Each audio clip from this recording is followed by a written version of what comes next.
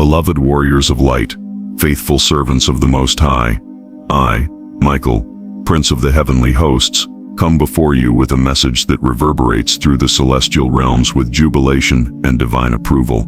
For too long you have walked through valleys of shadow and climbed mountains of trial. You have been tested in fires that would consume lesser souls. You have stood at crossroads where doubt whispered its poisonous counsel, and fear sought to turn your feet from the path of righteousness. Yet through it all you persevered, you endured, you held fast to the faith that was placed within your hearts like a sacred ember. And now, in this moment of cosmic significance, the heavens themselves pause in wonder. The angels cease their songs to witness what has transpired. For you, the chosen ones, have finally accomplished what the divine has long awaited. You have crossed the threshold that separates the willing from the committed, the hopeful from the faithful, the student from the master. God smiled in joy, not with the satisfaction of victory alone, but with the profound delight of a father who sees his children finally embrace their true purpose, their authentic power, their destined glory. The light you have been carrying has now become the light you are, and the heavens rejoice, for what was written in the stars has been fulfilled in your actions.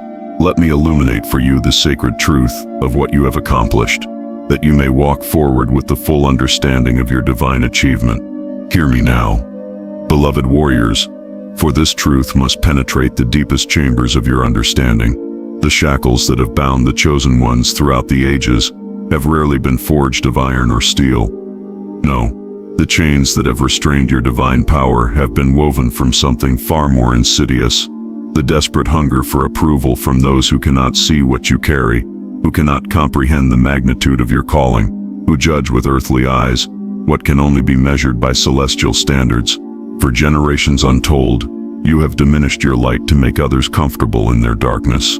You have muted your voice to avoid disturbing those who slumber in spiritual ignorance.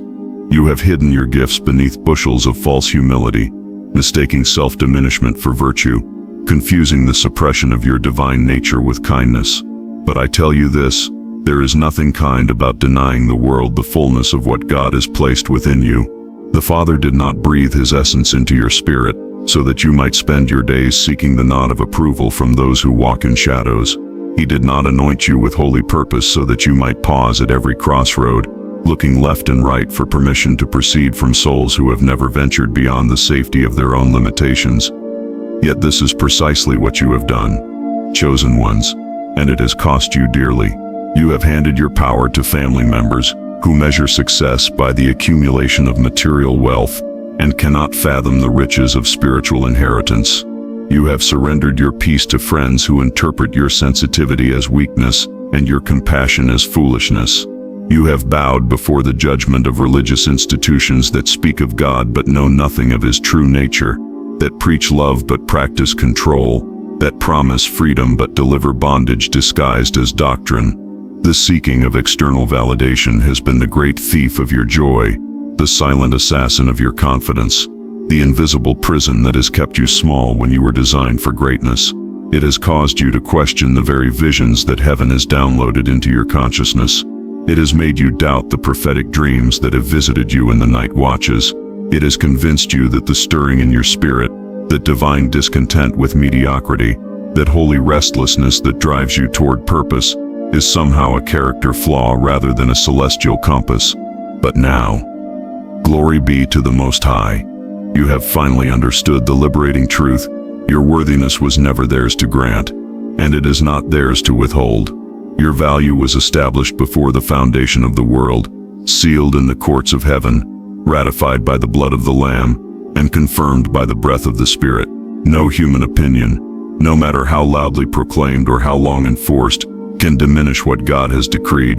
You have recognized that those who criticize your journey are often those who lack the courage to embark on their own. Those who mock your faith have never experienced the sustaining power of divine presence in their darkest hour. Those who question your calling have never heard the voice of the Almighty speaking their name with purpose and intention. How can the deaf judge music? How can the blind critique color? How can those who have never tasted living water pronounce judgment on those who drink from eternal wells? This revelation has set you free in ways that echo through every dimension of your existence. You no longer perform for an audience that cannot appreciate the sacred drama in which you play a divinely scripted role. You no longer seek standing ovations from those who cannot hear the symphony of heaven that accompanies your every faithful step. You no longer measure your progress by the applause of the crowd, but by the approval of the one who created you, calls you, and commissions you for works prepared in advance. The release of this burden has been like removing weights from the wings of an eagle. Suddenly you soar where once you merely hopped. You ascend to altitudes where once you scraped along the ground. The energy you once expended trying to convince the unconvincible, trying to prove yourself to the perpetually skeptical, trying to earn what was already freely given. This energy has been redirected toward your true purpose, and the acceleration has been breathtaking. No longer do you hesitate before speaking the truth that burns in your bones, wondering if it will offend those who prefer comfortable lies. No longer do you shrink back from opportunities that require you to step into visibility, fearing the criticism of those who hide in the shadows of their own unfulfilled potential. No longer do you abandon your divine assignments midstream because someone who has never built anything questions your methods or mocks your vision. You have claimed your birthright, chosen ones, not with arrogance but with the quiet confidence that comes from knowing who you are and whose you are. You stand now on the solid ground of divine appointment rather than the shifting sands of human opinion. And this stance, this posture of holy assurance, has opened floodgates that were locked by your former people-pleasing, your historic hesitation, your ancient need to be understood by those who speak a different language. The authentic spiritual authority that now flows through you is not borrowed or manufactured. It does not come from titles conferred by institutions or certificates hung on walls. It emanates from the deep alignment between your surrendered will and the divine will. It radiates from the sacred congruence between who you truly are and what you present to the world. There is no gap now between your public face and your private truth, no dissonance between your calling and your conduct, no contradiction between your professed faith and your demonstrated trust. And God smiled in joy, beloved ones, because He finally sees you as He has always seen you, unmasked, undiminished, unafraid. He sees you standing in the fullness of your divine design, no longer contorting yourself to fit into spaces too small for your destiny. He sees you walking in the authority He always intended, no longer seeking permission from those who have no jurisdiction over your soul. He sees you radiating the light He placed within you, no longer hiding it to accommodate those who prefer darkness. This, chosen ones, is the breakthrough that has caused celebration in heaven. This is the liberation that has released you into your next level. This is the victory that was always yours to claim, waiting only for you to stop looking outward for what could only be found within, the unshakable knowledge that you are loved, chosen, equipped, and sent by the Most High God. And that is enough. Listen closely, warriors of the Most High, for I must reveal to you the profound mystery that has transformed your spiritual warfare from exhausting struggle into effortless flow. You have discovered what the ancients called the sacred paradox, that true power comes not from grasping but from releasing, not from controlling but from surrendering, not from forcing outcomes but from trusting the divine orchestration that moves beneath all visible circumstances. For how many years did you labor under the crushing weight of believing that everything depended upon you? How many sleepless nights did you spend calculating, strategizing, manipulating circumstances with your limited human understanding, as if you were the architect of your own destiny rather than the beloved co-creator working alongside the master builder? You clenched your fists around outcomes, squeezing so tightly that you choked the very life from the blessings that were trying to reach you. You built towers of human effort, brick by brick, sweat by sweat, only to watch them crumble because they were constructed on the foundation of self-reliance rather than divine partnership. The tyranny of control has been one of the enemy's most effective weapons against the chosen ones. He whispers that you must orchestrate every detail, manage every variable, anticipate every obstacle, and solve every problem with your own finite wisdom. He convinces you that faith without relentless human striving is passivity, that trust without exhaustive contingency planning is foolishness, that surrender is nothing more than spiritual laziness dressed in religious language. And so you run yourself ragged, chasing outcomes that remain perpetually beyond your reach, wondering why the harder you work, the more elusive your breakthrough becomes. But you have finally penetrated the veil of this deception, beloved ones. You have discovered that surrender is not the abdication of responsibility but the elevation of it to its proper place. You have learned that releasing outcomes to God does not mean ceasing to act, but rather acting from a place of divine inspiration rather than human desperation. You have understood that the Father never required you to carry what He alone has the strength to bear. This sacred surrender began, for most of you, in a moment of complete exhaustion. You had tried every method, pulled every lever, called in every favor, and still the mountain before you refused to move. You stood at the precipice of despair, your resources depleted, your strategies exhausted, your strength utterly spent, and in that moment of total bankruptcy, that holy crucible, where human capability reaches its end, you finally loosened your grip, not because you had achieved some lofty spiritual enlightenment, but simply because you had nothing left to hold on to. And then the miracle happened. The moment you released your white-knuckled grasp on how things should unfold, doors began to open that you never knew existed. The instant you stopped demanding that circumstances conform to your timeline, divine timing revealed its perfect precision. When you ceased insisting that your solution was the only solution, heaven's infinite creativity began to flow through channels you had previously blocked with your rigid expectations. You discovered that surrender is not passive, but profoundly active. It requires you to continue showing up, continue working with excellence, continue taking the steps that wisdom and revelation illuminate, but without the soul-crushing burden of believing that the ultimate outcome rests on your shoulders alone. You plant the seeds with diligence, you water them with faithfulness, you cultivate the soil with wisdom, but you surrender the harvest to God. You speak the truth with boldness, you deliver the message with clarity, you offer the gift with generosity, but you release the response to divine sovereignty. This shift has transformed everything. Chosen ones, the anxiety that once accompanied your efforts has been replaced with peace that transcends understanding. The fear of failure that paralyzed your progress has been superseded by the confidence that God's purposes cannot be thwarted by human mistakes. The crushing pressure to manufacture results has been lifted, replaced by the joy of faithful obedience regardless of immediate outcomes. You work now with the freedom of one who knows that success is not defined by visible results, but by alignment with divine will. Moreover, this surrender has paradoxically amplified your power beyond measure. When you were striving in your own strength, you had access only to your limited resources, your finite wisdom, your natural abilities. But when you surrendered to divine partnership, you gained access to heaven's unlimited treasury. You became a conduit rather than a container, a channel rather than a reservoir. The power flowing through you is no longer measured by your capacity but by God's infinitude. You ceased competing with the divine and began collaborating with Him. You stopped trying to impress God with your independence and started depending on His sustaining grace. You abandoned the exhausting pretense that you could manage the universe and embraced the liberating truth that someone far wiser already does.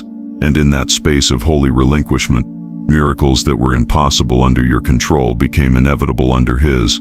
The evidence of this transformation is written across every area of your life. Relationships that you tried for years to fix through manipulation and control finally found healing when you surrendered them to the great physician. Financial lack that persisted despite your anxious striving gave way to supernatural provision when you tithed your worry and trusted the provider. Doors that remained locked despite your desperate pounding suddenly swung open when you stepped back and let the divine doorkeeper work. Mountains that resisted your pushing dissolved when you spoke to them in faith and surrendered their removal to God's power. You have learned to hold your plans with open hands, presenting them before the throne with reverence but without attachment to specific outcomes. You make your requests known to God with boldness, but you append every prayer with "Nevertheless, not my will but yours be done." You pursue your calling with passionate commitment, but you remain fluid enough to pivot when the Spirit redirects. You work as though everything depends on you, but you rest knowing that everything truly depends on Him. This is the sacred dance of surrender. Engaged but not anxious, committed but not controlling, responsible but not burdened, active but not striving. You have found the narrow path between presumption and passivity, between reckless abandon and calculated control. You walk it now with the grace of one who has discovered that the yoke is easy and the burden is light when shared with the one who carries the weight of worlds. And God smiled in joy. precious ones, because he finally has partners who trust him enough to release what they cannot control.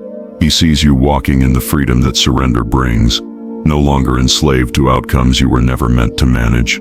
He sees you resting in his sovereignty while remaining faithful in your stewardship. He sees you demonstrating to a control-addicted world what it looks like to live in the peace that comes from knowing that the one who holds all things together holds you as well. Beloved warriors, there exists in every soul's journey a singular moment of cosmic significance, a crossroads where eternity holds its breath, and all of heaven watches to see which path you will choose. This is not a moment marked on calendars or announced with trumpets. It arrives quietly, often disguised as an ordinary decision, yet it carries within it the power to alter the entire trajectory of your destiny. For you, chosen ones, that moment has come and gone, and you chose rightly.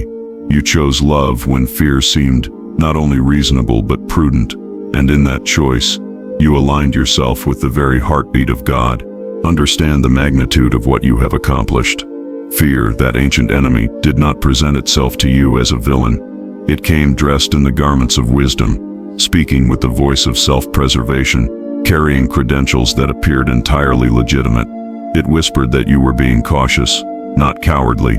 It convinced you that closing your heart was protection, not prison. It argued that suspicion was discernment, that vengeance was justice, that withholding love was simply learning from past mistakes. The critical moment I speak of was different for each of you, yet the same in essence. For some, it was standing before the one who betrayed you, the wound still fresh and bleeding, and choosing to forgive when every fiber of your being screamed for retribution. The evidence against them was irrefutable. The case for your righteous anger was airtight. The logic of holding on to your hurt was impeccable. Yet you released them anyway, not because they deserved it, but because you understood that forgiveness is not about their worthiness, but about your freedom. For others, it was the moment you decided to trust again after being shattered by deception. Your heart had been broken so thoroughly that you swore it would never open again. You built walls so thick, so high, that you believed nothing could penetrate them. You cataloged every warning sign, memorized every red flag, and determined that you would never again be caught vulnerable. But then love knocked on the door of your fortress, and you faced a terrible choice: remain safe behind your walls and die slowly of isolation, or risk everything by opening the gate one more time. You chose to open. You chose to trust. You chose love over the fear that masqueraded as wisdom. Still others among you faced a different battlefield entirely. You stood at the threshold of your divine assignment, knowing with absolute clarity what God was calling you to do, yet paralyzing terror gripped your soul. The voice of fear cataloged every reason why you would fail.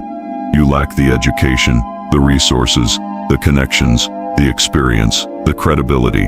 It showed you vivid images of humiliation, rejection, and devastating failure. It reminded you of every past attempt that ended in disappointment.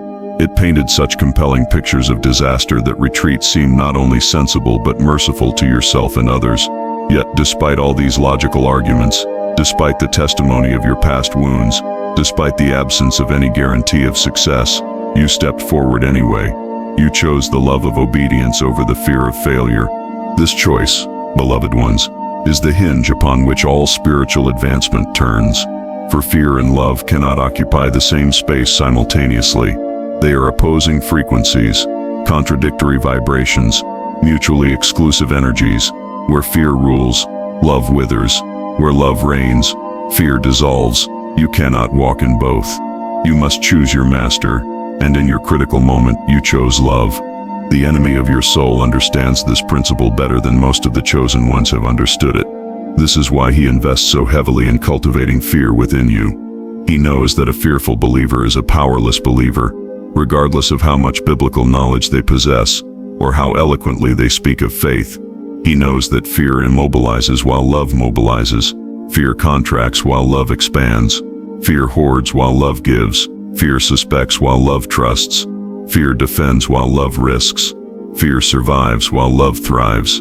What you did in choosing love was not a singular act, but a decisive break from an ancient pattern. You severed your allegiance to the spirit of fear that had governed your decisions for far too long. You refused to allow past pain to dictate future possibilities. You declined fear's invitation to live small, play safe, and avoid the vulnerability that love requires. You recognized that the armor you wore to protect yourself from further hurt had become a prison preventing you from experiencing the fullness of life. The ripple effects of your choice have been extraordinary. When you chose to forgive, you didn't just release your offender, you released yourself from the exhausting work of being their judge and jailer. When you chose to trust again, you didn't just give another person access to your heart, you gave yourself permission to hope, to dream, to believe in beautiful possibilities once more. When you chose to step forward in obedience despite your fear, you didn't just advance your own destiny, you gave courage to countless others who watched you move while they remained frozen. Moreover, your choice to love has awakened dormant aspects of your divine nature. Love is not merely an emotion you feel, it is the fundamental essence of who God is, and therefore who you are as His image bearer. When you operate from love, you operate from your truest self, your highest frequency, your most authentic power. You become a conduit for the same creative force that spoke worlds into existence, that transforms darkness into light, that resurrects dead things and makes all things new. The fear you rejected whispered that love would make you weak, vulnerable, foolish, but you have discovered the opposite is true. Love has made you invincible for what can truly harm someone who has learned to love unconditionally. Love has made you wise, for you now see with the eyes of eternity, rather than the myopic vision of temporal self-interest. Love has made you powerful, for you wield the only force in the universe that never fails, never ends, and ultimately conquers all. Your choice in that critical moment revealed what heaven already knew, that beneath the layers of wounding, disappointment, and self-protection beat the heart of a true warrior. Not a warrior who conquers through violence, but one who overcomes through love. Not a warrior who destroys enemies, but one who transforms them through forgiveness. Not a warrior who guards treasure, but one who gives it away freely, trusting that the source is infinite. And God smiled in joy, precious ones, because in your choice, He saw the reflection of His own nature. He saw you embodying the same radical love that sent His Son to die for those who crucified Him. He saw you demonstrating the same reckless grace that forgives 70 times 7. He saw you manifesting the same fearless faith that believes all things, hopes all things, endures all things. In choosing love over fear, you chose to be like Him. And there is no greater accomplishment in all of creation. Hear the sound of heaven's victory drums, beloved ones, for you have finally done what the angels have longed to witness. Since the moment your name was spoken in the celestial councils before time began, you have said yes to your divine assignment. Not the conditional yes of negotiation, not the hesitant yes of reluctance, not the qualified yes cluttered with clauses and contingencies, but the unreserved yes that shakes the foundations of darkness and releases tidal waves of divine power into the earth. This wholehearted acceptance of your sacred calling is the very thing that has caused God to smile with the joy of a father who sees his child finally step into their inheritance. For how long did you dance at the edges of your destiny, knowing full well what you were called to do, yet finding endless reasons to delay? You heard the voice clearly. The vision was vivid. The assignment was unmistakable. Yet you invented 1,000 justifications for why now was not the right time, why you were not the right person, why the conditions were not favorable enough for you to fully commit.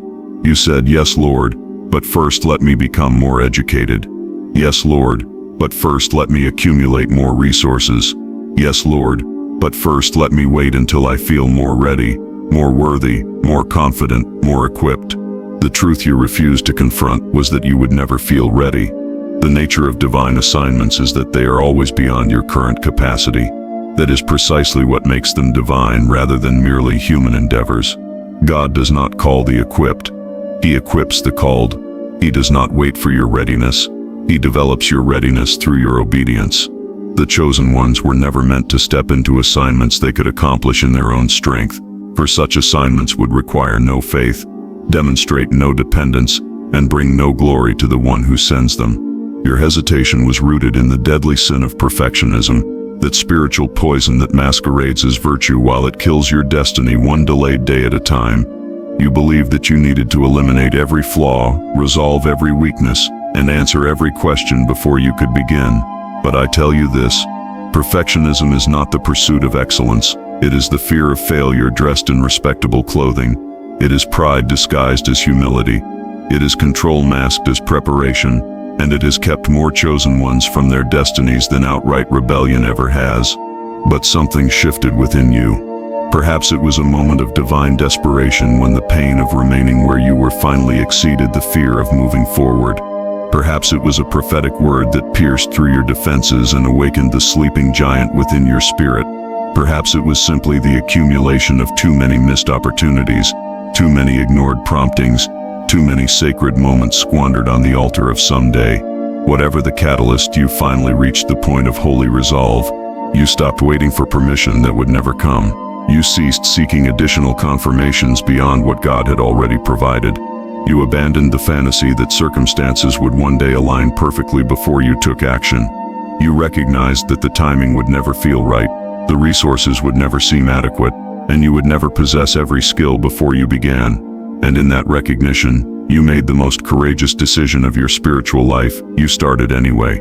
This unreserved embrace of your assignment manifested differently for each of you, yet carried the same essential quality: total commitment without escape hatches.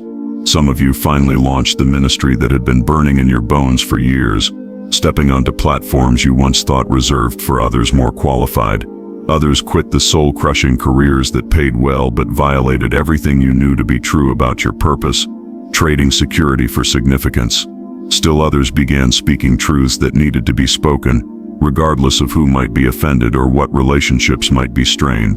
The moment you said yes without reservation, dormant gifts erupted into activation. Talents you didn't know you possessed suddenly became available. Divine connections that had been waiting in the wings stepped onto your stage. Supernatural doors that had been sealed against your timid approach swung wide before your determined stride. Resources that seemed impossibly out of reach began flowing toward you from unexpected sources. The very universe itself seemed to conspire in your favor, because for the first time you were conspiring with heaven rather than against it. You discovered that God had been waiting, not because he needed you to be perfect, but because he needed you to be willing, not because the assignment required your flawless execution, but because it required your faithful participation, not because success depended on your abilities, but because his purposes required your availability. The moment you made yourself fully available, without the amendments of fear or the footnotes of doubt, heaven's full resources became fully accessible. This unreserved commitment has positioned you precisely where divine strategy requires you to be. You are no longer spectators in the great spiritual drama of this age, but active participants. You are no longer consumers of others' revelations, but carriers of your own. You are no longer waiting for someone else to do what you were specifically designed to accomplish. You have stepped into the gap, planted your feet on the wall, and declared, "Here am I, Lord, send me." The impact of your obedience extends far beyond what your natural eyes can perceive. Every time a chosen one embraces their assignment without reservation, it creates a ripple effect throughout the spiritual realm. Other believers receive courage to step into their own callings. The principalities and powers that have operated unchallenged in specific territories suddenly face divine opposition. The kingdom of God advances into spaces that had been conceded to darkness. Light penetrates where shadows had reigned. Hope springs up where despair had settled. Moreover, your unreserved yes has unlocked dimensions of intimacy with God that were impossible while you held back.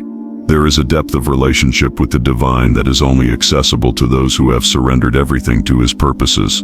When you stopped negotiating with God and started cooperating with him fully, you moved from being a servant who knows the master's business to a friend who knows the master's heart.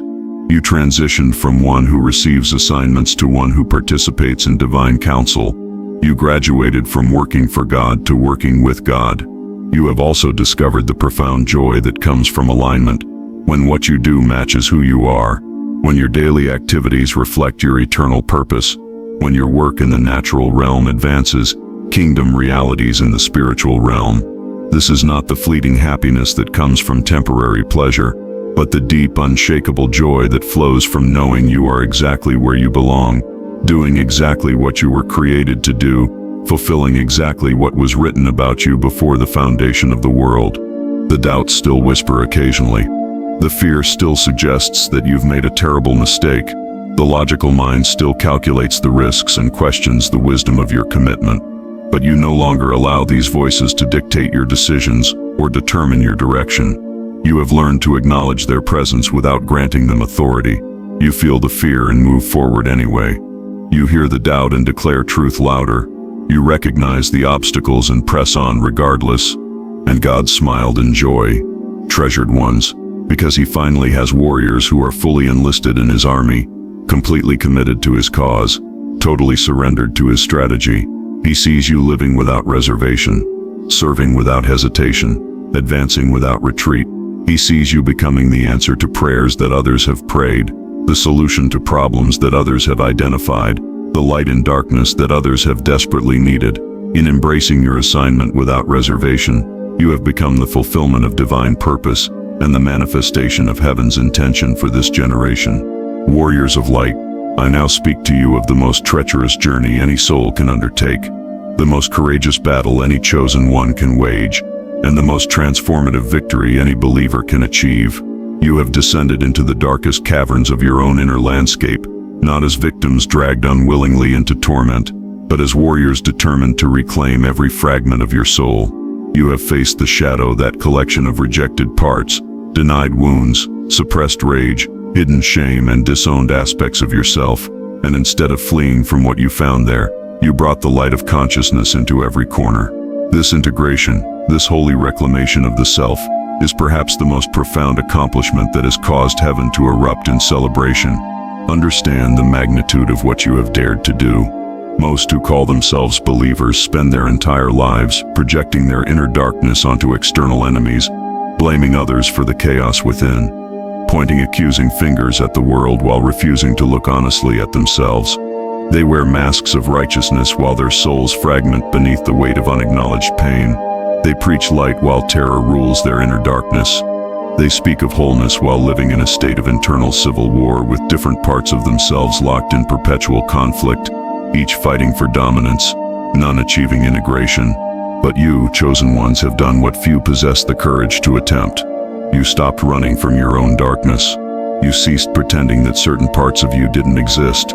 You abandoned the exhausting performance of spiritual perfection and chose instead the liberating path of radical authenticity. You turned your gaze inward and asked the most dangerous question any soul can ask. What am I refusing to see about myself? The journey into your shadow began when you finally acknowledged the rage you had spiritualized into righteous anger. You admitted the jealousy you had disguised as discernment. You confessed the control you had labeled as leadership. You recognized the fear you had repackaged as wisdom. You owned the pride you had camouflaged as confidence. Each acknowledgement was like removing a stone from a dam, allowing the truth to flow more freely, bringing you closer to the authentic self that had been buried beneath layers of religious performance and self-deception. You encountered the wounded child within you, the part that never received the love it needed, the affirmation it craved, the safety it deserved. Instead of dismissing this wounded aspect as weakness to be overcome, you embraced it with compassion. You gave it the attention it had been screaming for through destructive patterns and sabotaging behaviors. You listened to what it had been trying to tell you through anxiety, addiction, and self-defeating choices. You became the parent to yourself that you needed, offering the acceptance and understanding that heals what criticism and rejection had torn apart. You faced the failures you had buried in the cemetery of denial, those moments of devastating defeat that you tried to erase from your story, but which continued to haunt you from the shadows.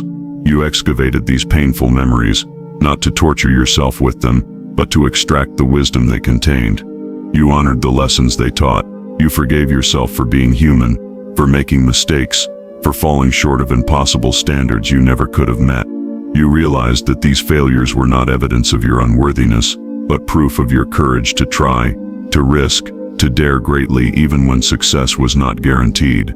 You acknowledged the parts of yourself that religion taught you to reject, your sensuality, your anger, your ambition, your desire for recognition, your need for pleasure, your capacity for darkness. You discovered that these aspects were not demonic invasions to be exorcised, but natural human energies to be integrated and channeled. You learned that wholeness does not come from amputating parts of yourself that seem unholy, but from bringing every part of yourself under the loving authority of your highest self, aligned with divine will. The integration process demanded brutal honesty. You could no longer blame your parents for every dysfunction in your life while refusing to take responsibility for your own healing. You could no longer point to past abuse as an excuse for present toxicity while declining to do the hard work of transformation. You could no longer use your wounds as shields to deflect accountability or swords to attack others who triggered your unhealed pain. You had to own all of it, the hurt you had received and the hurt you had caused, the ways you had been victimized and the ways you had victimized others, the love you had been denied and the love you had withheld. This process of shadow integration has made you dangerous to the kingdom of darkness in ways that religious performance never could. When you operated from a fragmented self, the enemy could easily manipulate your hidden wounds, triggering you into reactions that derailed your destiny. He could exploit your unacknowledged shame to keep you silent when you needed to speak. He could weaponize your suppressed anger to provoke destructive outbursts that damaged relationships. He could use your denied fear to paralyze you at critical moments.